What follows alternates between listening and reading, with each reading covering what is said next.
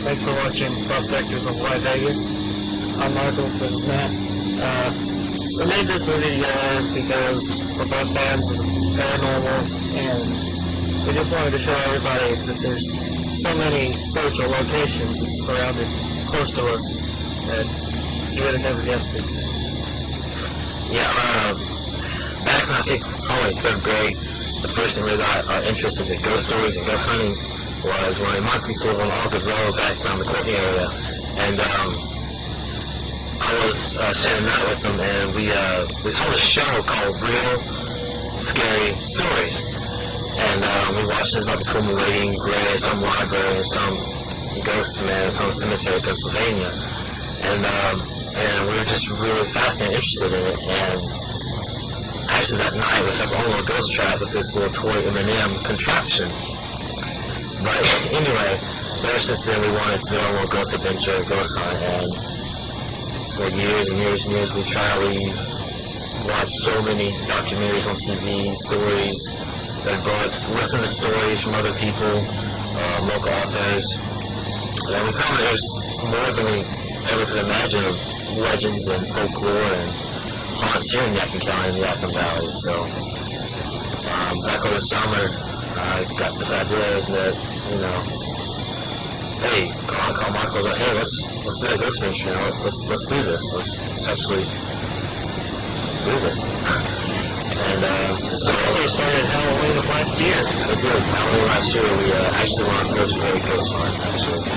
And basically, we were like, let's put all this on film and go to other places during the summer, and that's what we did. Thank you. Hope you enjoyed the movie.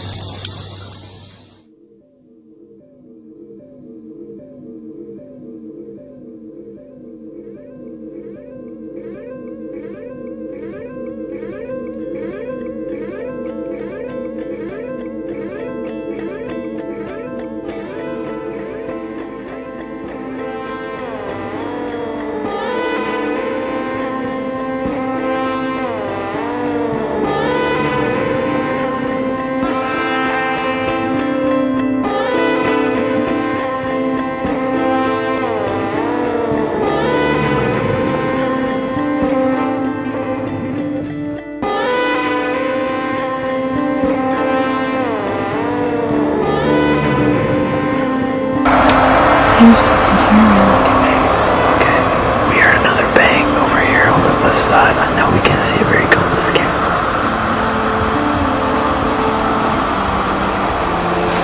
Yeah, I heard another bang over here earlier, coming from the side of the house, inside the house. Kind of like that glow that turned on. Alright, right here our legs, we're getting chills. I mean, like chill bumps all over our legs and big nowhere else in our bodies. Matthew, what was the name of the girl who hung herself?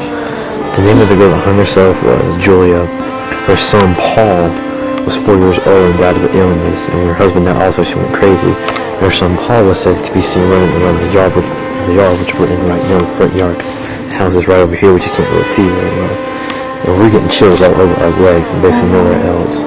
So Paul might actually be running around the yard right now.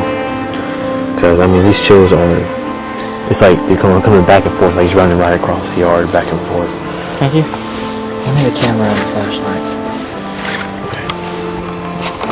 It's so hard, is that you? Yeah, you can hold on to that, yeah.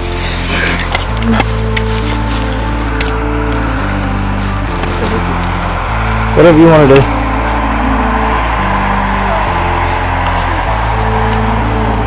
I still can't see anything.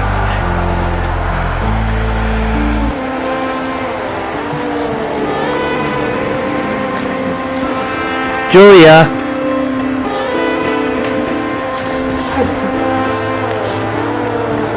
If you can hear me, make that noise again.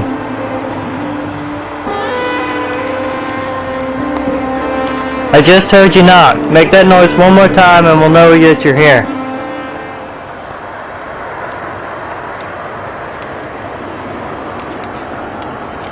If you can hear my voice, knock once for yes, two for no.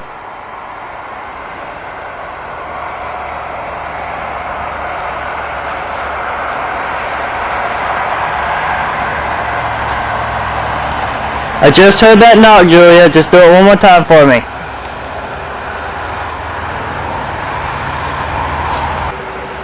Daisy?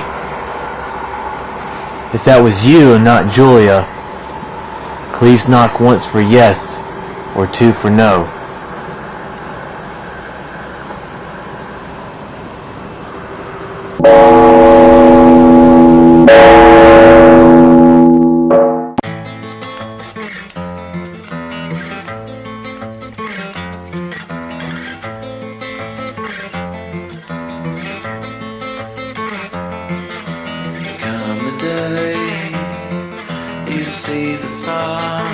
Ghostly figures from the past, mysterious lights, noises from the shadows, and even humanoid creatures that roam the woods.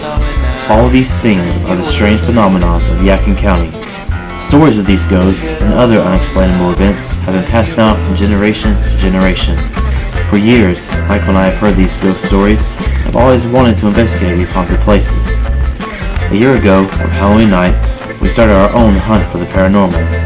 Only taking a camera and a couple of flashlights, we set out to learn more about the history and folklore of the Yadkin Valley and to investigate its haunts.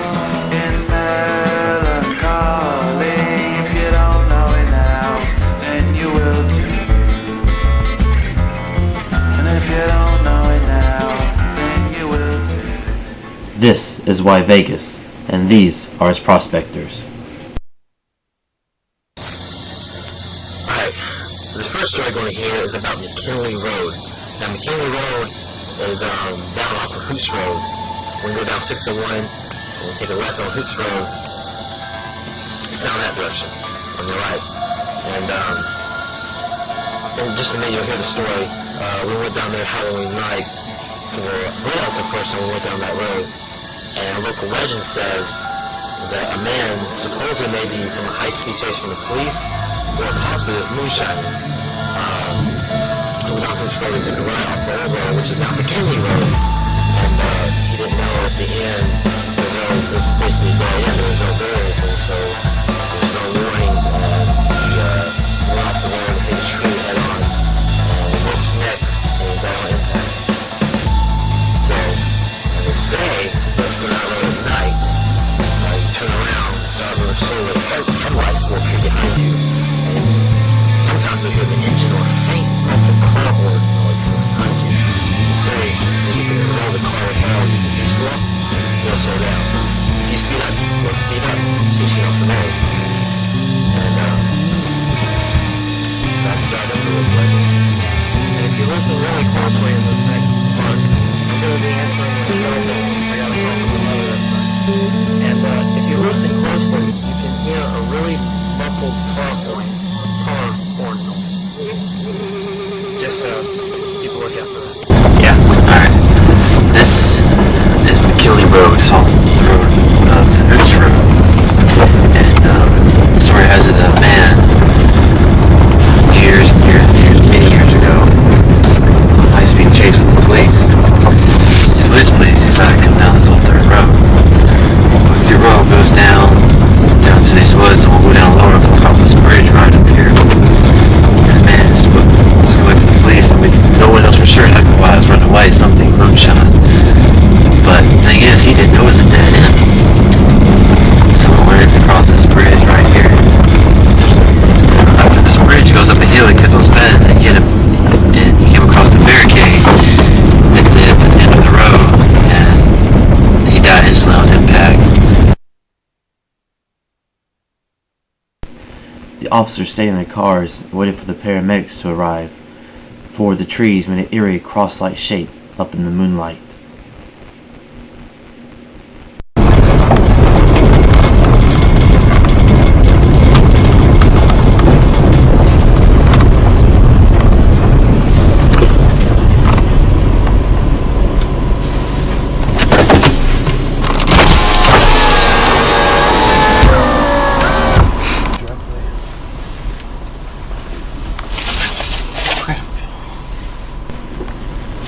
On our way back down the road, we failed to see the headlights. After reviewing the tape, we heard this noise.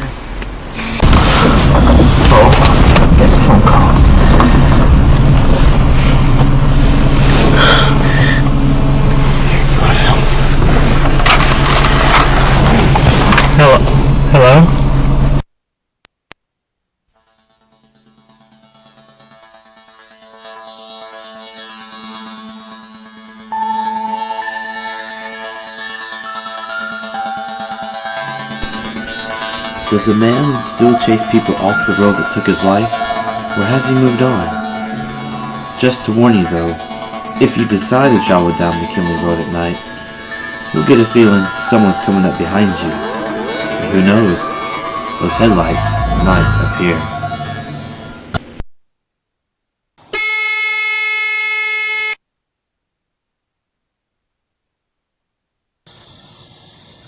This next one is called The Legend of Devil's Cave. This takes place around the East Bend area, near Richmond Hill, down in Limelock. This cave has been around for many years. The Indians stayed away from the cave, and the evil spirits when the settlers came through this part of the land. And so everybody kind of stayed near the cave. Weird, strange noises from inside. Okay. In the 1920s, 4 boys got brave enough to go to this town, go inside, and see what this is actually. One late night, after this was something raining, the boys inside the cave, the mouth of the cave is so small that you went one by one. Okay. Got down in there, it's pitch black. Boys with a baseball bat, slingshot,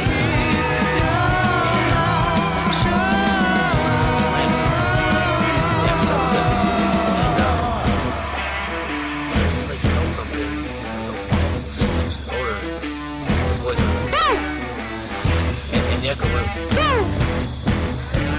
Like that. The boys all kind of jumped and startled about the echo. So said, hey! Will I burn in hell? Echo and ride it down and cast it in the well. The mob it cries for love. Into firewood, fan the flames. Where's the little light? Turn the cheek until the fire dies.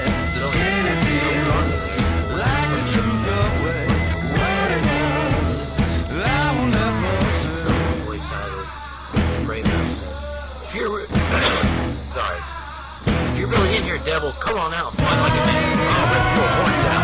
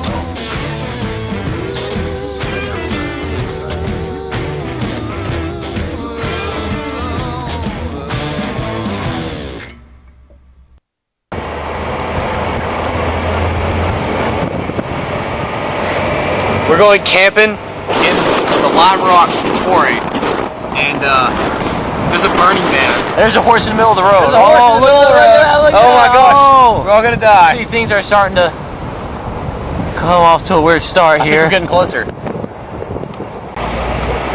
And this is a burning man, so we can't build a fire. Oh, Mom, it's weird. Anyway, we can't build a fire, and we're 16 years old and we have parents, so we can't drive down there on our own. And stuff. And that's Matt. I'm John. Hello. I don't know if I already said that. Okay, now we're on the dirt road that leads way back into the land, to the Lime Rock. Anyway, somewhere up ahead is a dead bird hanging off a tree, and yes. it's large. It is large and in charge. Actually, it's not in charge because it's dead. Did you know this place is very weird?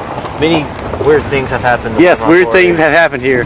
There's a little place here called Devil's Cave. Devil's Cave. We have searched for it once, but failed to find the cave.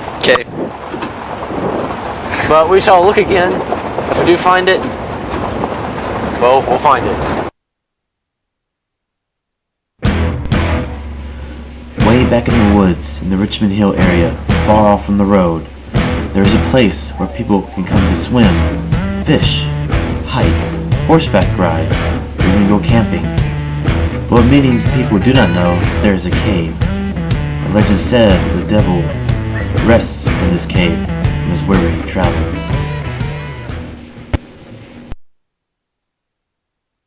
Okay, anyway. Okay.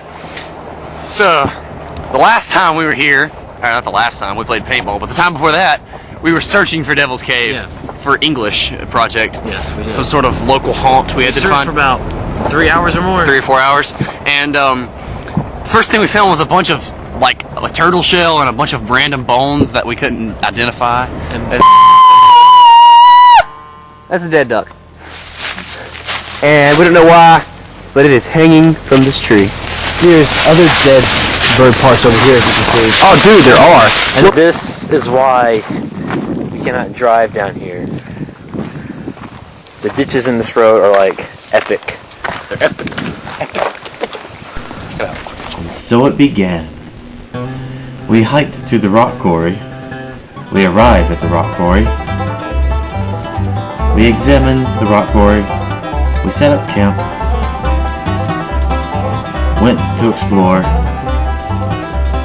But then we got distracted by this giant tree, and John wanted to try to throw his knife until it got stuck, and he succeeded. I was like, dude, I want to try that. So I took my knife, and John got on camera pretty good. We went to the Yadkin River. I wanted to fish, didn't catch anything. We thought we found the cave, but we didn't. We started climbing up the backside, kept hiking, and hiking. Then we came to the backside of the rock quarry, and we searched for Devil's Cave back here. So, without seeing it, we kept going.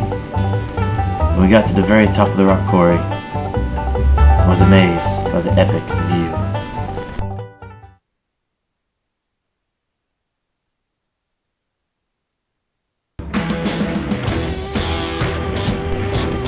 What is the explanation for all the weird things that occur down this ancient road? It is right here on the backside of the rock quarry that John and I heard those footstep noises all around us that night when we went camping.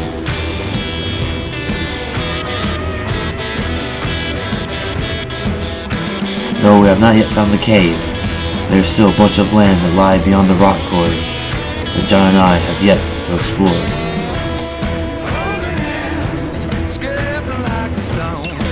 But until the day that we find the cave, strange things will always happen at the Lime Rock.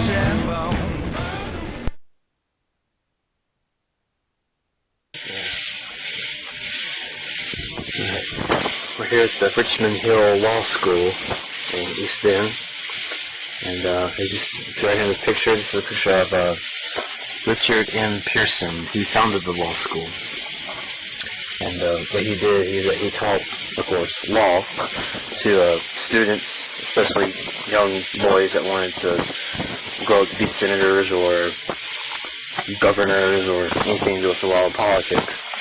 And here's a picture of the house in disrepair in the 1930s.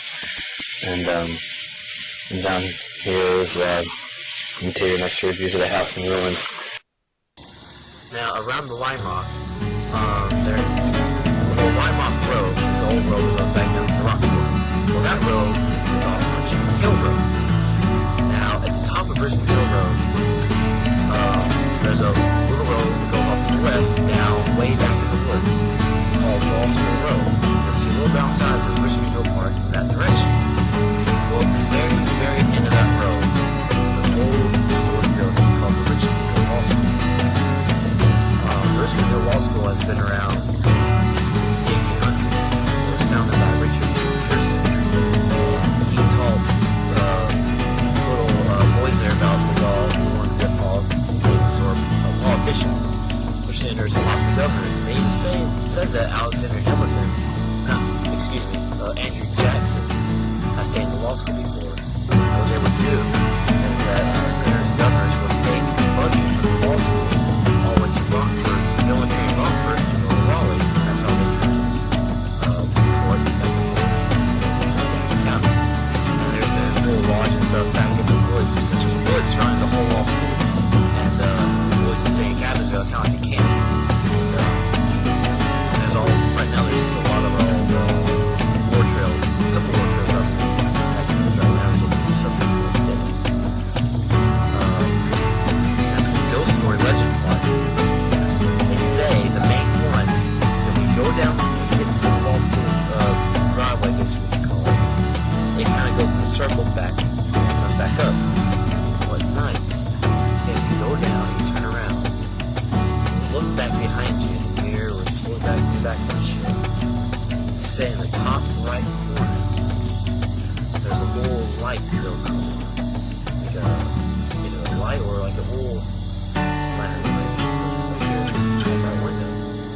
Some people say it's still Richard M. Pearson, making sure his school is still in contact and up and running. Others say it's alive or died in place, it's still alive, or it's still doing school, or it's still it also said that her chains rattling down the stairs, possibly from the slaves in the battle, or around the area. Others have the snakes and also have the snakes.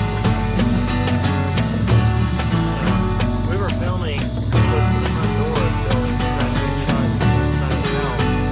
Suddenly, from around the other side of the building, I could hear a very, very faint moaning sound, which to me could have been one of the slaves that we just talked about. Very distinct sound. You need to listen to it over some dogs barking. I think it's there, so turn it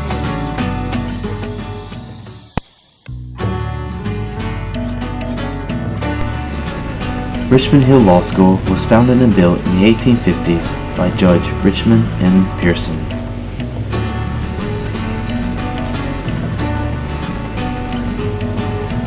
It was here that he ran a law school whenever he wasn't on the Supreme Court in Raleigh. He taught students from all over the South, but Mrs. Pearson didn't want all these kids running around their house, so they stayed in little log cabins on the plantation in the surrounding woods. But Richmond Hill is not just a law school, it was Pearson's home, and he had a parlor where senators and politicians would come and not worry about debates and other court stuff. Instead, they came here to socialize, have cake and snacks and all sorts of drinks, and especially they loved to listen to music. After Pearson's death, the house stayed unoccupied for many, many years, and strange things started happening. Legend says that there's supposed to be a mysterious light that appears in the top right window of this house.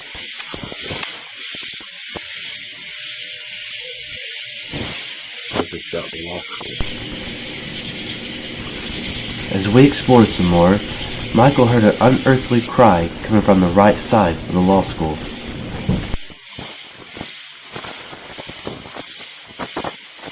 Good morning. Welcome to Chicago. I thought I heard some moaning on the other side. I remember both of the boys away. Just all home. Yeah, I was that area. Like I said, I was stuck in the woods. So.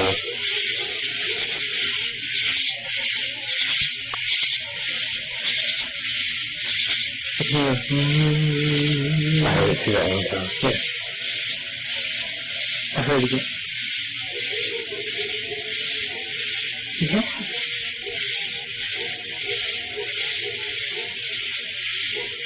Sounds like it's got one corner of it, yeah.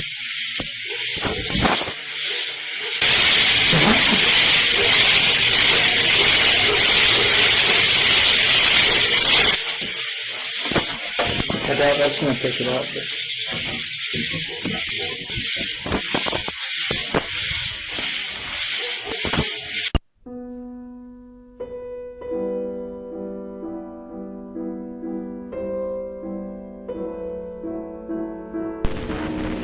So whose spirit occupies the Richmond Hill Law School?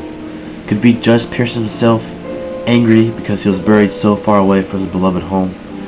Or is he still trying to give lectures to restless students who never got to learn the ways of the law? Or it might even be a student himself, who's still trying to understand the concept of Richard M. Pearson's teachings and the philosophy of law. It might even be one of Judge Pearson's wives. The first one angry because she never got to live in the beautiful house. The second one could be angry because after Judge Pearson died, he left her all alone without any money. It is said, though, that the last family to live in the house was literally frightened away, for at night they could hear chains rattling down the stairs and saw snakes crawling on the ceiling. As we wrapped things up at the Richmond Hill Law School, we took one last look. As we got back in the car and drove back up the road, we looked back to see if we saw a light in the window, and there is something.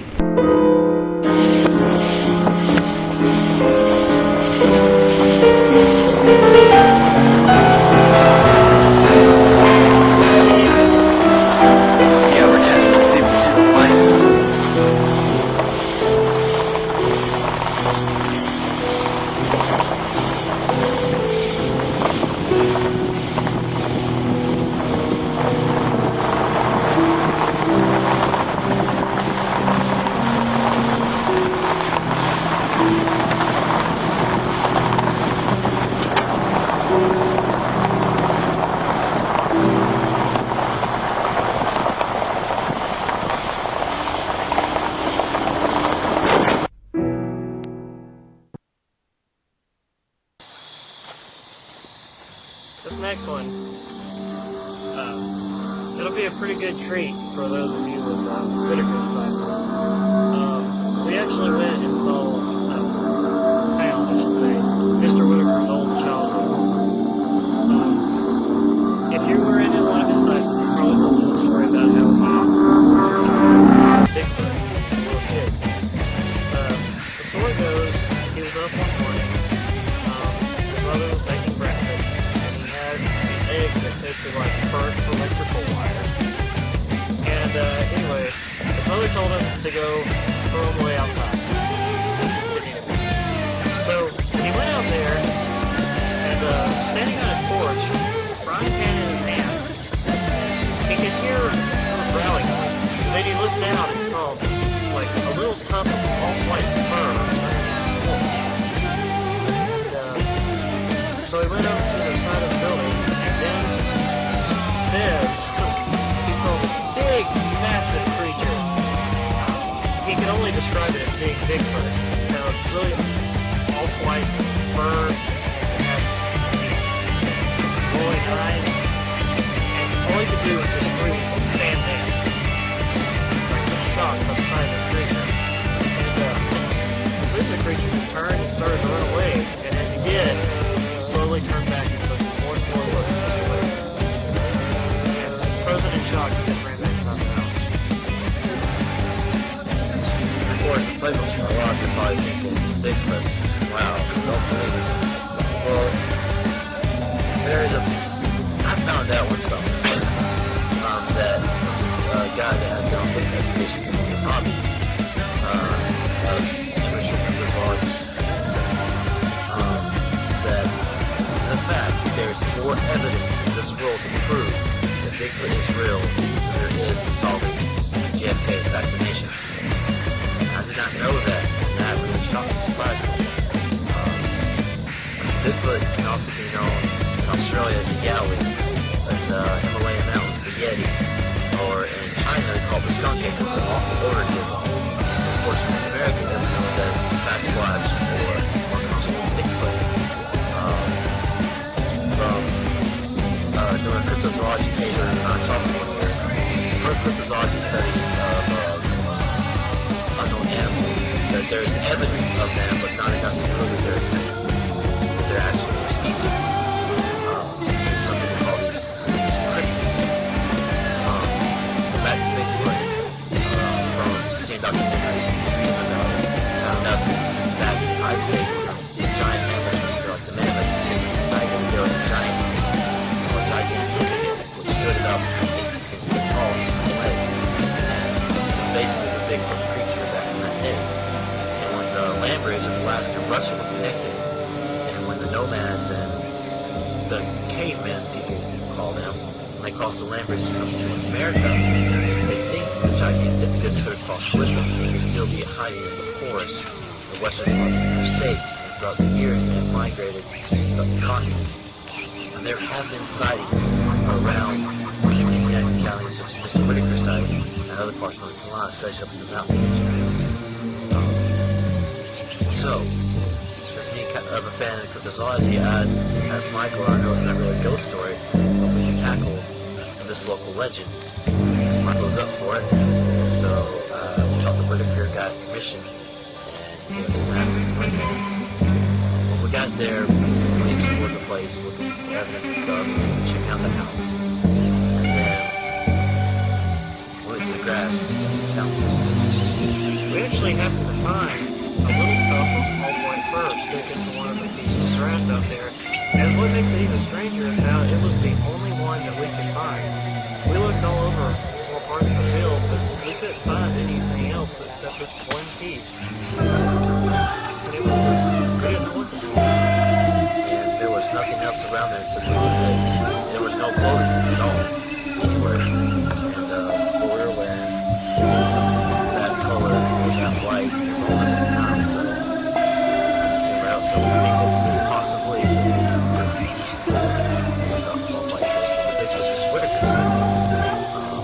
something else happened to us. We went to the back part of the house where we had this house in a short storage building. There was a lot of storage back there. And we walked back there, and we were standing there, and then suddenly we just got quiet for a second for no reason. And then we did this bump against the back side of the house.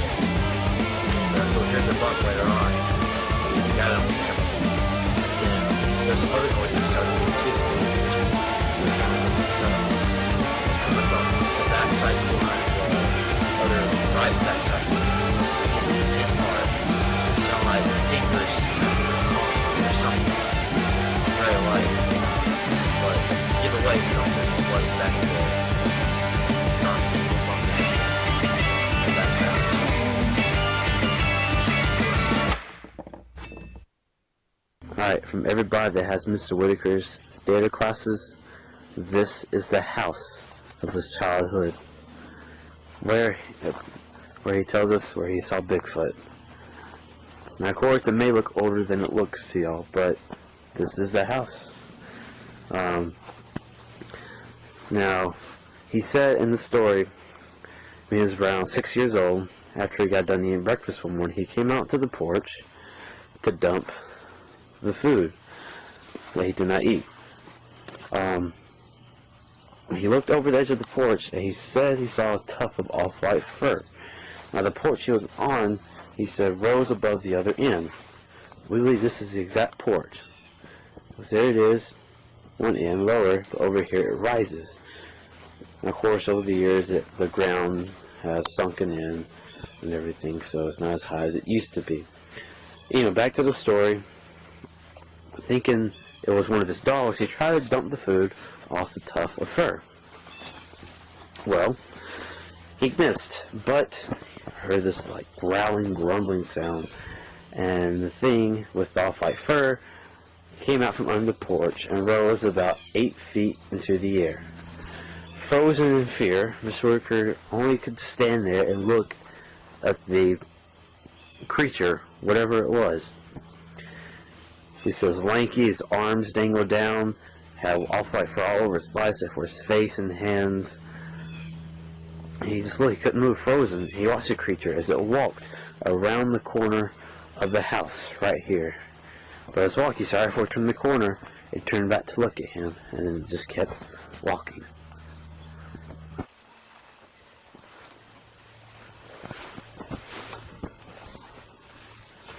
There's a lot of random stuff in here. See some toy tractors and bulldozers and a lot of Coke bottles and a lot of wood. Some bicycles in there. Salem. Yeah.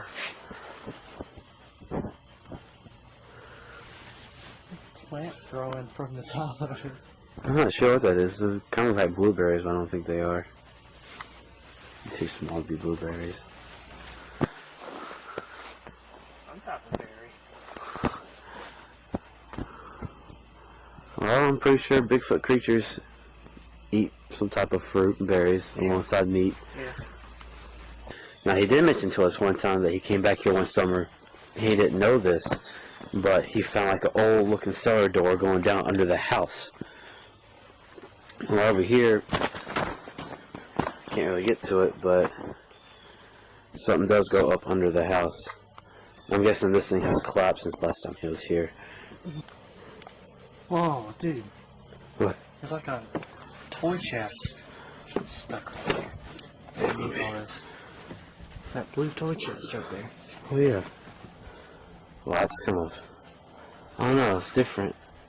It's kind of like out there. It doesn't, it seems like it doesn't belong with everything else. Yeah. Makes me curious. There's probably like a lot of cool stuff in that.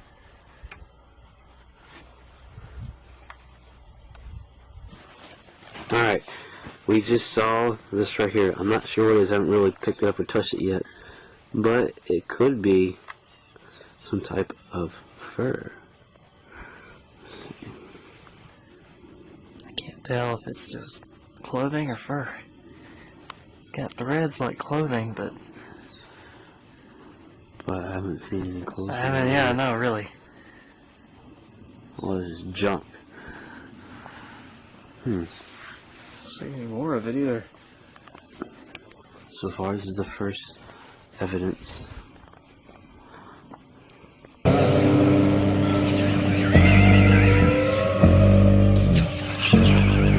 Stuff.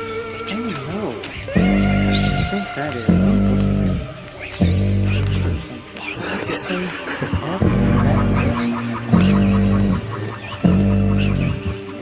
I wanna trust them. I'm pretty sure all of these just don't.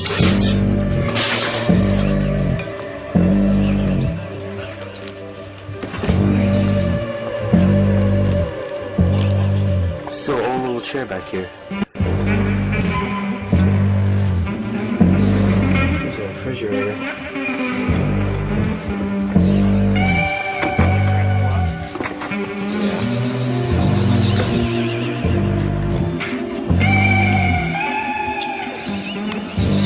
That's disgusting.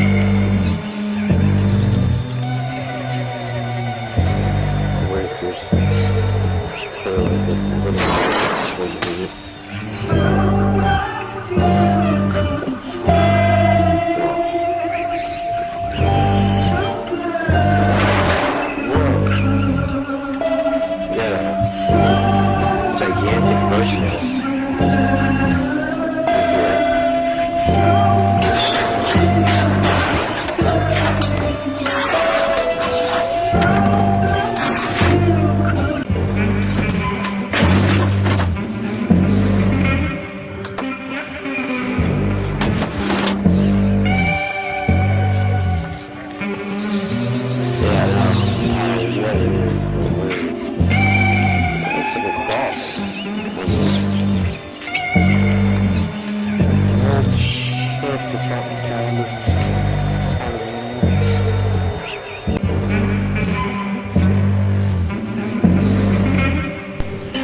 Unable to find any more evidence on the front side of the house, we then decided to check the other side of the house, the big room in the back with all the storage in it.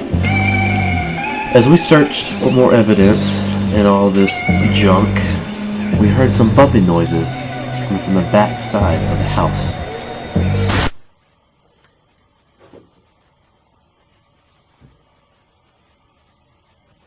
Wait. Do you hear that? Yeah. Something bumped in the backside of the house.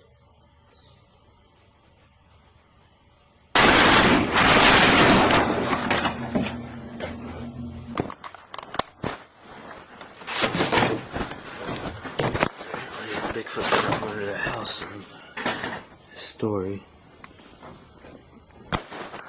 Alright, there's some corn. Cobs. Empty ones. There's one right there. Laying on the ground. Other stuff.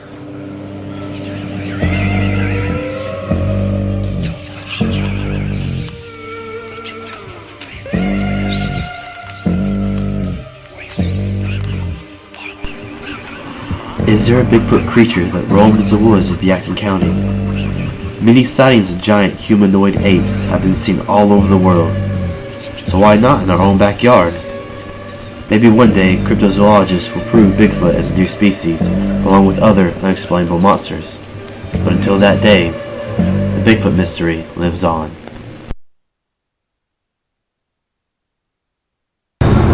It's Halloween night, and we just entered Huntsville. Huntsville is one of the oldest settlements in Yadkin County. It's so old that it almost became our state's capital. But now, since it didn't make it, normally people kind of just ignored Huntsville and just left it alone. Now it's just a little town, and it's almost literally a ghost town. Welcome to Huntsville, the oldest community in the county.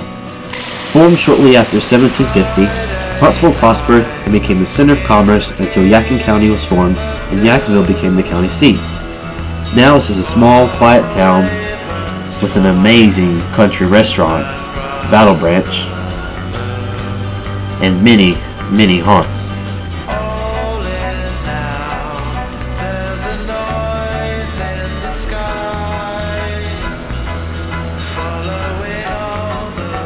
Throughout the year while making this documentary, Michael and I have visited Huntsville over and over to learn more about this old historic place and to investigate its ghostly sights.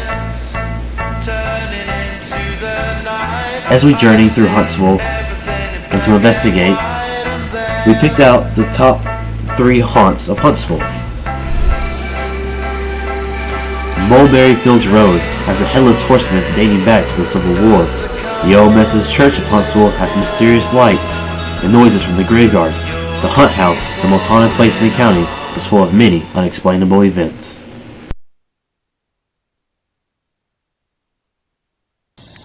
Alright, these next 3 stories and places you're about to see took place last year, Halloween 08, that night.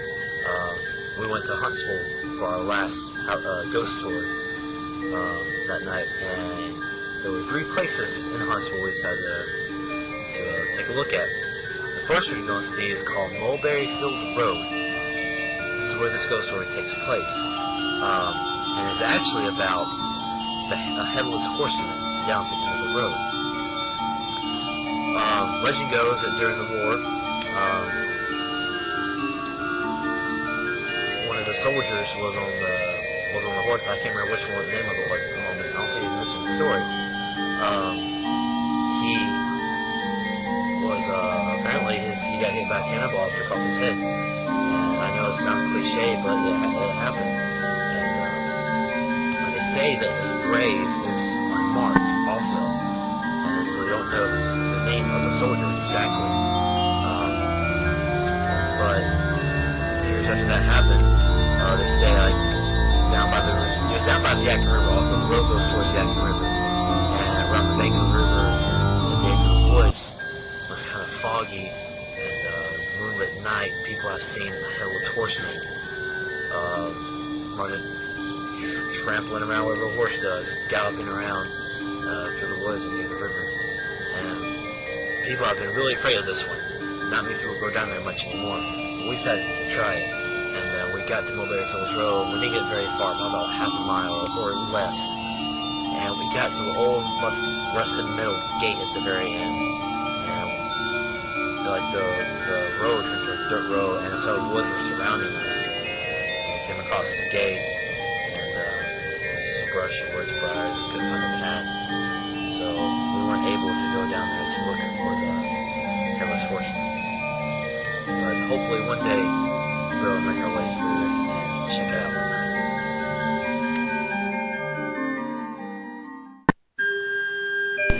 night. Mulberry Fields Road. During the Civil War on October 14, 1780, a short but bloody battle occurred near here.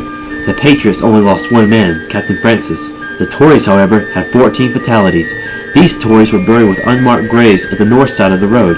The Patriots was buried at the south side, and his grave was marked by a large rock. A few months after the battle occurred, travelers had been seeing a strange mist arise from the ground when the battle took place.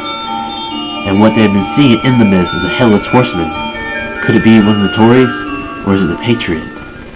And we're heading towards a hunt house and a church that is supposed to be haunted up in this bell tower. Actually, as you see, here's the church right over here to your right.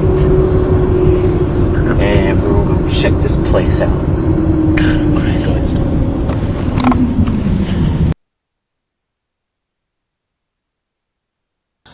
Alright, the next place in Huntsville we decided to take a look at on Halloween night is Old Methodist Church. Right there, almost right beside Valor Bridge. You take a right off the Farming Road, and the church is right on your right. It's on the hill. Very creepy looking, daytime and nighttime. Believe us. Just pull up to a Gables church.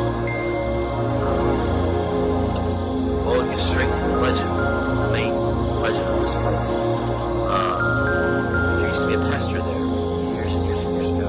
And he was married and had a wife and children. Well, he was, everybody loved this pastor. He preached it good, and the community loved him, thought he was a great guy. Well, apparently he got too friendly with young girls in the church. And knowing she was a virgin, people found out she was pregnant. Deacons found out that it was the pastor. The pastor admitted he didn't lie about it, he admitted it was him. And so they kicked him out of the church, and he wasn't even to enter the county. He went to Surrey County. Well, shortly after that, walking homes, local farm boys, villagers, in buggies and whatnot, say that sometimes at night they notice a light up in the belfry tower. And they just look at it and no one could explain what it was or how it got there. Some people thought it was the preacher, the pastor got kicked out, coming back, listen to the church, hoping to be forgiven, and he could come back one day. Others say it might have been the devil that taken his place.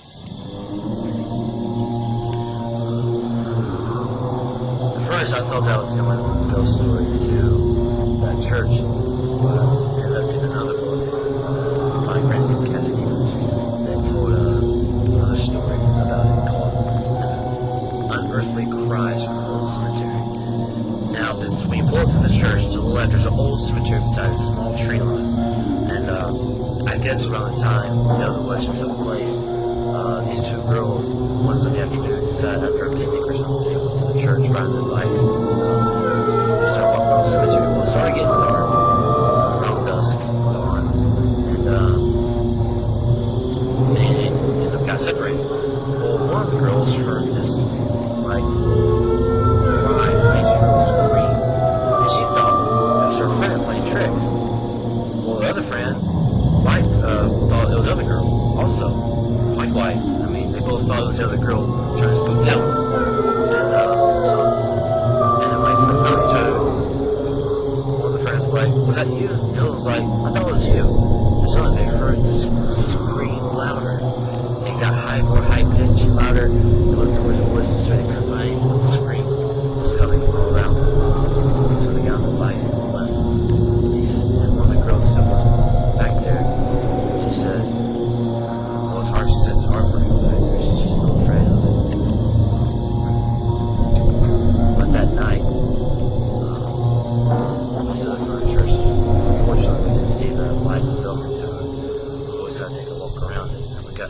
graveyard. Michael heard something. Yeah, we walked around towards the graveyard, and all I could hear throughout the entire night while we were there was just noises, just popping and cracking on leaves and trees, some moaning voices, like just constant activity. It seemed like it was like a trailer outside this graveyard, and I couldn't stop it this time. If we think it could be like second. We saw face.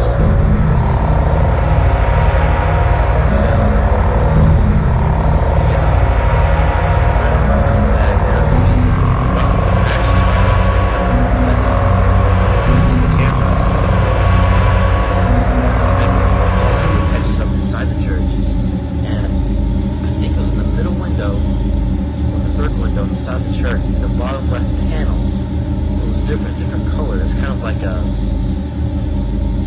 foggy, ghostly shape, but it had like eyes and a mouth within this, like, how it looked like you bring glass.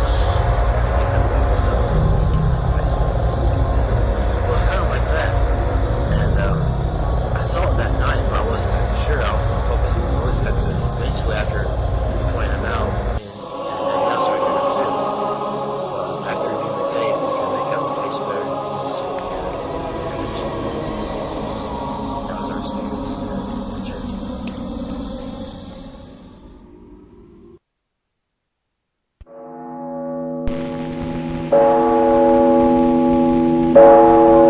The old Methodist church has loomed over the community of Huntsville since 1808. It is also here the strange noises and cries can be heard coming from the old graveyard. And a very mysterious light can be seen up in the belfry tower. In the belfry, soon everyone in the neighborhood tried to avoid passing by the church at night. They whispered together that either the preacher had returned or the devil had taken his place.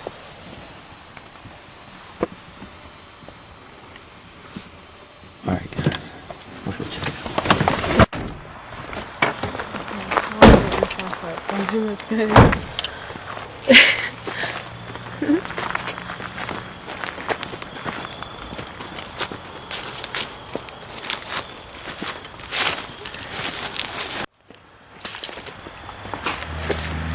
Did you get the stories I was telling earlier?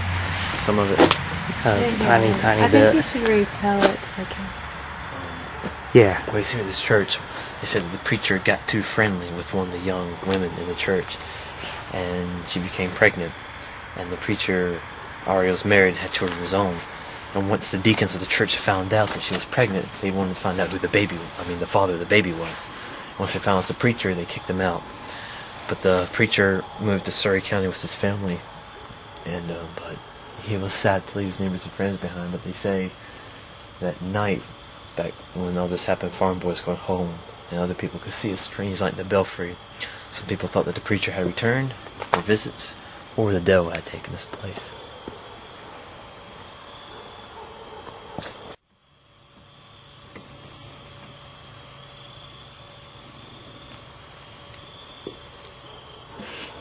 Alright, now we're walking around the side of the church. Looking in at the windows. Here's part of the graveyard on the side of the church. We just walked around behind it. We really haven't seen anything. What name is that? Freaking creepy. Herring. Wait. Harding. Oh, that was flowers. I thought that's what I Here's did. it. Look at that. Just from the other side, the lights being on never top mind. of the thing. What? Never mind.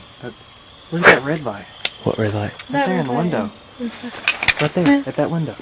Oh. That must be the exit sign. Is there an exit sign in there? Is there an exit sign in the church? Red light. Never know red I light. just heard footsteps. Dude. Where? I just heard that. Where? It's creepy. I keep hearing footsteps in the woods back there. Okay, hang on.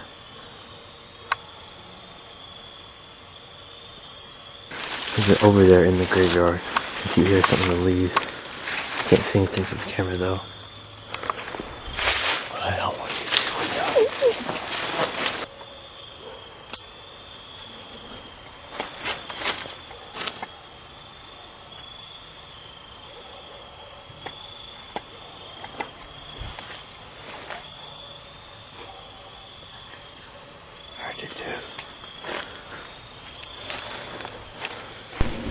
After hearing strange noises from the graveyard, and possibly seeing a ghostly face in the window, Michael and I wanted to share our experience here at the church before we moved on.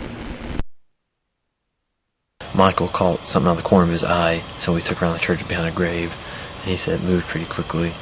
And then ever since then, we started hearing these noises all around us in the woods, leaves, sticks snapping. I keep hearing continuous footsteps, it seems to be. Near the grave sites around here.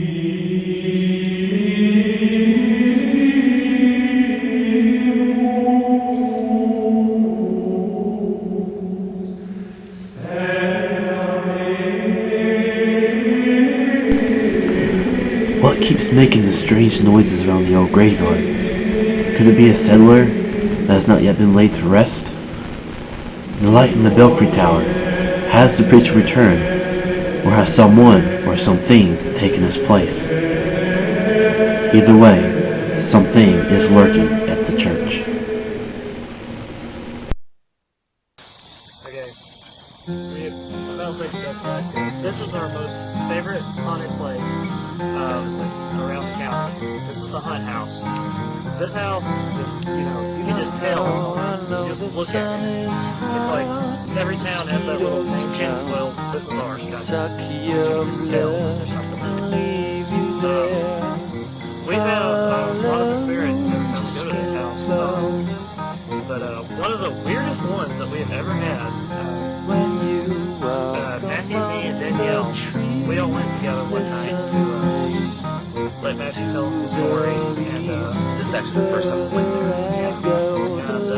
And we were standing near the front of the house, and if any theater kids are in the audience, I've told you this story before. We were all standing in front, and all of a sudden, through all the windows of the house, this big blue glow just came on, and it came back off. Like somebody flipped on like a Boy Scout banner and turned it right back on. And that freaked us all out at the same time. Danielle was on both of our arms. It was crazy, and we all saw it at the exact same time. We have witnesses, and we just can't explain it because we went and talked to the landlord later, and he told us about how the show went to the house. So we don't know how to explain this. I mean, as soon as that light came on, I turned to look behind us to the road, right back to the big front yard field thing, to make sure any car come by the headlights of the shoreline. Nothing. We had any phones, no cameras out, no electricity whatsoever. So still, there's no way we can explain it. Like you said, right after it happened, we just all stopped. We just looked at each other, about the same time. Every one of us asked one another, did you just see that? Sadly, we don't have any video. The camera was We were like, that was the first time we've been there. I don't know, it doesn't count, but expecting. Yeah, to be honest with you, but after that, every time we go, we expect something. Like you said, saving the best for last. Halloween night, tackled the Hunt House. We got there, and of course, they forewarned everybody. If you decide to go to the Hunt House, please go to the children first and ask them if you can walk around still. You'll get shot at. Yes, they have, in the past, they have shot at people, not literally at them, but to scare them off. They're not afraid to shoot you. So, we're just warning you. There's a machete beside the door stuck in the ground. They have dogs in the house. When we first went there, I was like, first I was afraid to get shot. I heard the dog was like, okay, great, I'm getting mauled now. So, anyway, back to the story. We got there and we weren't allowed to step foot in the house. Yeah, so it's just walk around the yard while we got there. So we did that. We walked around the back, and that's why the story.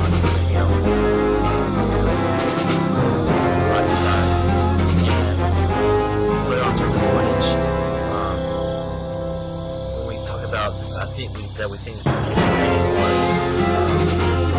Notice that after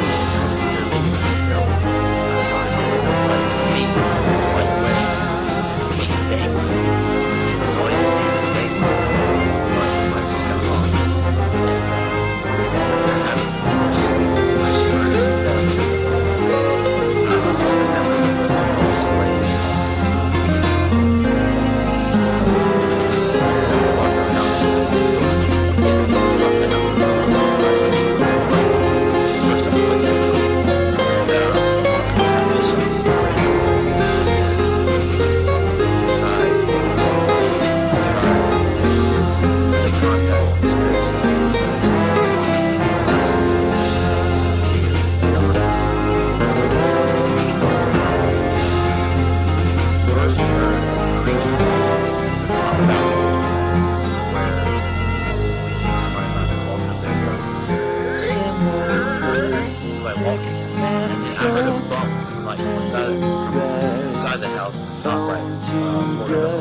the sweetest breeze, finest meat you'll never taste.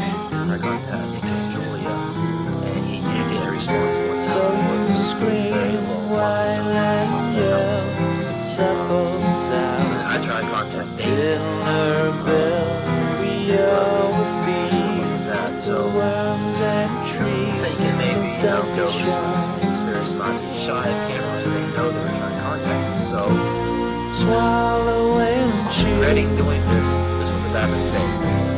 The outside go film with ghosts and stuff, never do this under these circumstances. We turned the camera turned the flashlights on. We stood there in the dark. No noise whatsoever, just the crickets. We stood there from the house and just looked at it.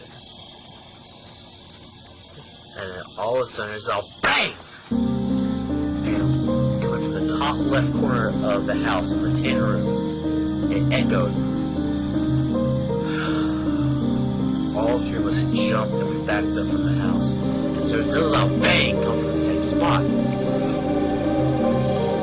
Daniel screamed. I jumped. Michael said something, I can't remember what he said.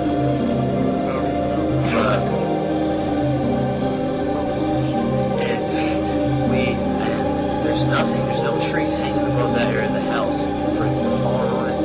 The only ones there, the landlords were inside their trailer. And so we've heard it could have been Daisy or Julia replying for once, or some people have said that Jack Hunt has been seen, or when he was still alive, would come back to his house, which was the haunted house where he grew up in. Backside and just cries and just sit there. And maybe we think it possibly could have been him telling us to go away. But that was the biggest piece of evidence I think in this whole documentary. We apologize during our camera because we hate it. I know you haven't. Yes. That's the exciting part.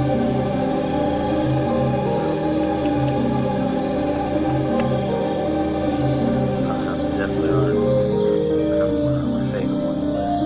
If you ever decide to go something, tell me how you remember, like we said, Bishop and Landlords, make sure you're logged in the property. And don't turn those cameras off. Do not just If you find something, show it to us. please let us know. And who knows, if we make another haunted documentary about other places, we might include it.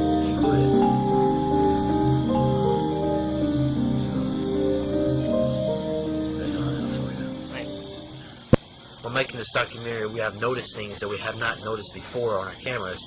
And this one part of the house, Michael asked me for the camera and the flashlight, and he's going to step up closer to the house on me, then he'll stay back. He's going to try to contact one of the spirits. Well, I had the camera stuff, and then right after he says, whatever you want to do. In the bottom right corner screen, watch, you can see it very faintly, like, from the night vision, it gets like a greenish whitish glow. There's something in the corner that comes up and comes right back. While editing the movie one night, me and Michael looked at that over and over and over, trying to explain what it might be. First I thought it might have been Michael's hand, but the camera has a strap on the right side of the camera. He had it in his right hand, so it wasn't his hand. Then Michael's like, well, it might have been the tree. We think about the landscape and we realize it wasn't that tree that close to the house where Michael was going to. And we kept looking over and over, and we think it might actually be possibly a ghost or some spirit, maybe. Maybe. Michael looked at it and he felt that his arms were like making a Y shape or something. Yeah. And his arms were stretched up in the air. But it's definitely something weird, so look out for it when you watch the nighttime footage.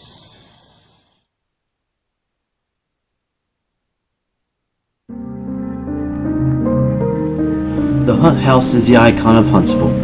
The tall antebellum house was built in the 1850s. The home is full of madness, murder, and mystery. In 1884, Julia Gorman had a son named Paul. 4 years later, the boy died of illness, and shortly after, Julia's husband died as well. Julia went crazy. It is said that either she hung herself or jumped off the balcony and was impaled on a stake. The next family to live in the house were the Hunts. Molly had a daughter named Daisy. Now Daisy was in love with a boy named Will Kelly. Molly didn't think Will was good enough for her daughter because he was just a hired hand. One cold night on February 2nd, 1902, Will was supposed to meet Daisy secretly, but instead Molly intercepted his path. It is uncertain who shot Will, either Molly or her brother Will Martin. Will Kelly's body fell to the ground, and blood stained the snow. Daisy ran out to the balcony when she heard the gunshots, and screamed when she saw her lover's body. Later that year, she gave birth to a boy named Jack Hunt, who had a scaly appearance. Some say that he was marked by his mother witnessed on the balcony. Others who knew him say that he was born with no sweater or glands, that's what gave him the scaly appearance. All the graves of these people mentioned in these stories lie in the graveyard of Huntsville Baptist Church. One night, Michael and I, along with Danielle, decided to go investigate these graves and the graveyard. While we were exploring, Danielle said she heard this noise coming from behind her. We asked her, why didn't you say anything before? She said, I thought it was just water dripping from the gutter or something. We turned to look, and there was this door open just a slightly bit. We looked down, and it was just an old staircase leading to a back door, or basement door, back into the church. Well, I took the door. We noticed it was locked, and so we took it and closed it. I couldn't get all the way though. So we came back to check it later on that night, and somehow something had pushed the door completely shut, and we could not get it back open.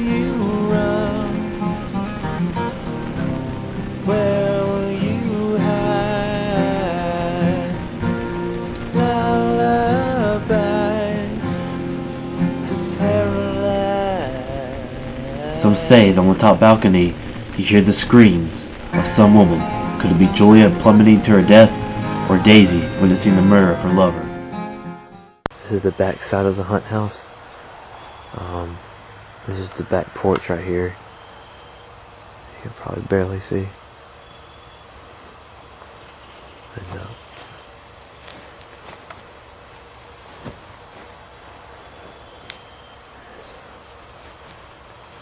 Shine right down here. Where? Right there. Oh, Jesus. Chicken. Here is a window into the cellar of the Hunt house underneath the house. The bush. Actually, that was in the trailer. It was. Okay. Here's a back door to that goes inside the house. Alright, here we have Waiting for something to pop up right there. 2 windows. I can't. Oh, I see. Go back to the window. Go back to the window. Yeah, hold it right there. Hold it right there.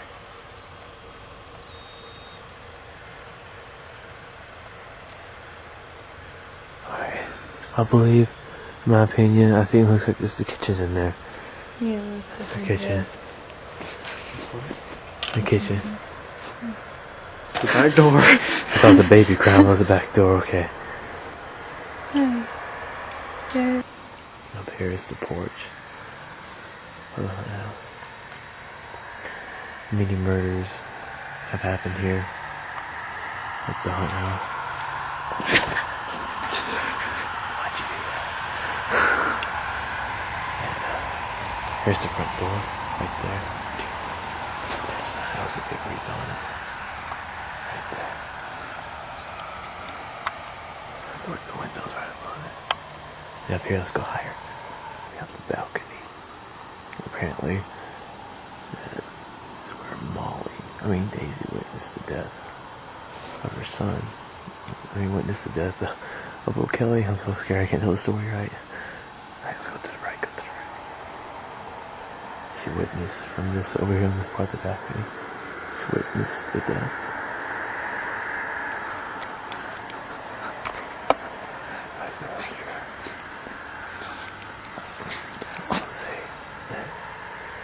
Where Molly jumped to her death and hung herself on the top balcony.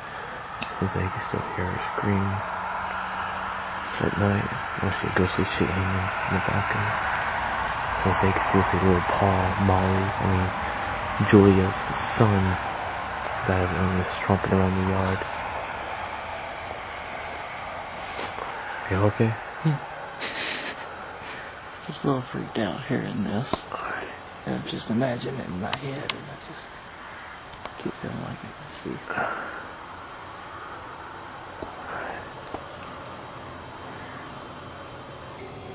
We heard a creak in the floorboard from the top balcony, right in there. As soon as it happened, all of us just got chills all of a sudden, and we think something is up there. We don't know exactly what. He was fucking hearing. Okay, we heard another bang over here on the left side. I know we can't see it very good on this camera.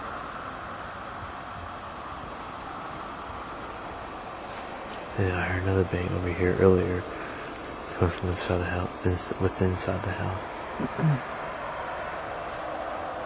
It's kind of like that glow that turned on. Alright, right here on our legs, we're getting chills. Like chill bumps all over our legs, but nowhere else on our bodies. Matthew, what was the name of the girl who hung herself? The name of the girl that hung herself was Julia. Her son Paul was 4 years old and died of an illness, and when her husband died also, she went crazy. And her son Paul was said to be seen running around the yard which we're in right now, the front yard, because the house is right over here, which you can't really see very well. And we're getting chills all over our legs and basically nowhere else. So Paul might actually be running around the yard right now. Because, these chills are... It's like they're coming back and forth, like he's running right across the yard, back and forth. Matthew, hand me the camera and the flashlight. I'm trying to hold on something. Yeah, you can hold on to that, yes.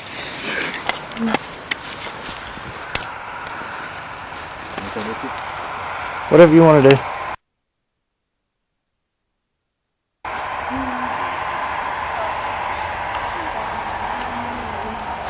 Julia.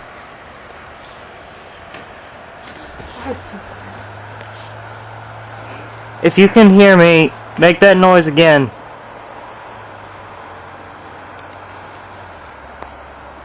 I just heard you knock. Make that noise one more time and we'll know that you're here.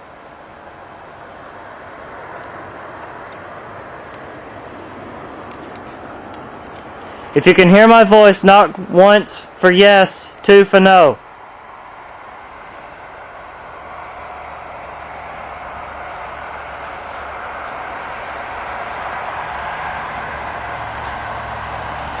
I just heard that knock, Julia. Just do it one more time for me.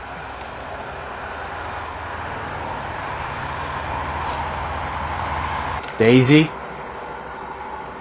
If that was you and not Julia, please knock once for yes, or two for no.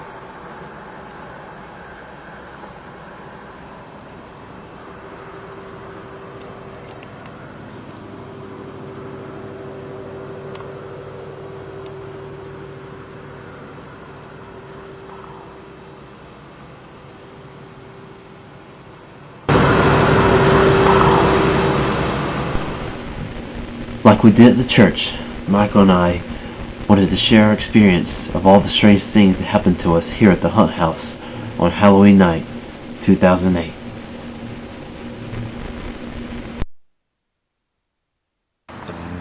always a new experience here. Haunted house. Every time. I mean, We had a connection with one of the spirits. We were calling for one of the ladies' names, and we actually got a response once on the top balcony. from where she hung herself, apparently. Yeah. And then we got some really loud noises. We got, first we heard like a creaking, like somebody stepping, like walking on top of the balcony. And then we started calling out to see who it was, Julie or Daisy. And then we got more knocks from the balcony. And one inside the right top window, I think I heard. And then we just turned all the flashlight off, the cameras off. We just stood there, listened and watched. And we were just like, bang, bang, the first sound on top of the roof. And we all just jumped. Yeah. We don't know what it was. We don't know if it was Daisy or possibly Ethan told us that Jack Hunt used to sit on the roof and cry all night. It might have been Jack Hunt telling us to go away and leave him be, but then we waited and then we heard it again. We're like, alright, we're getting out of here. And then as we're talking to Ethan, I saw a small circle flash of light in the middle top window in the back of the house. And just This place is definitely number one on our list at the moment. Yeah, there's definitely always an experience happening every time we come here. After our experience at the Hunt House, we decided it was time to call it a night. The worms and trees, so don't be shy. Swallow and chew. Strange lights in the windows. A little boy running around the yard. Footsteps on the balcony. Bangs from the roof. Mysterious apparitions. Screams from either Julia or Daisy, along with other countless stories, makes the Hunt House the most haunted place in Y-vegas.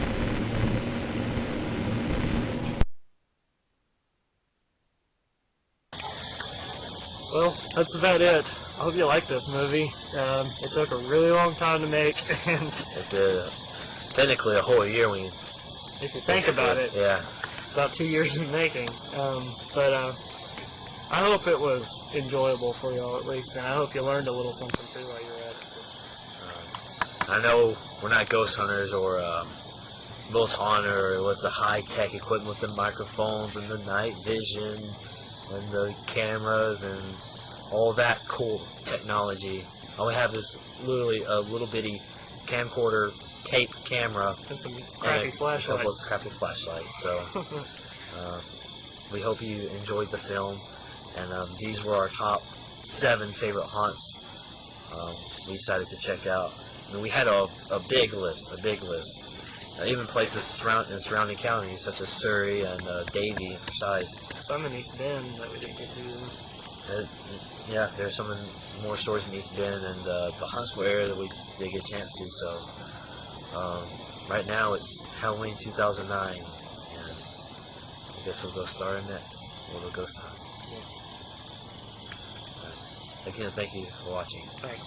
This is the Prospektors of Y-vegas.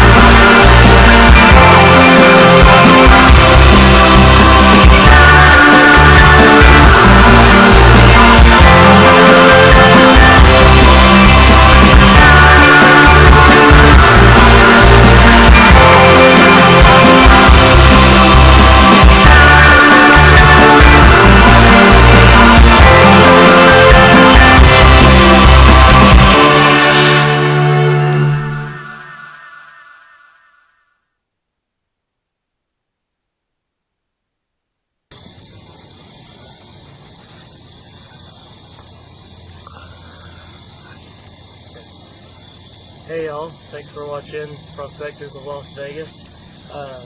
This is a movie we made together. Wait, you said Las Vegas. Las Vegas? Really? Yes, you said Las Vegas. I did? Yes. Ah! That's a blooper. That's a good blooper right there. We should keep that one. Las Vegas.